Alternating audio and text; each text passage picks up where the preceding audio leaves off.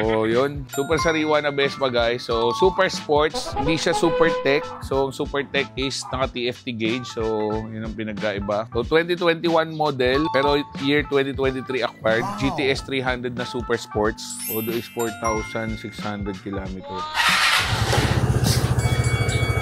Pero to boss, first own ka o second owner? Kay V-Bikes. Shout out V-Bikes, Todd Velasco. Pero nasa name mo na o hindi pa? Sa first owner pa rin. Brown key, blue key, insurance, manual, warranty booklet. So, may dalawa pang open deed. So, ang first owner, boss, dito rin. Batak, Ilocos. So, Cebu niya, galing sa Moto Italia. So, that time, no, 358 ang brand new. So, yung ORCR. So, may plaka na siya for today. 2026 ang registration. Kompleto naman, open deed of sale, ID, hindi naman expired. Ikaw, boss, magkano pinakasagad mo sakali? Hindi, pag ako patawarin mo, boss, medyo malalim ako tumawad. 280.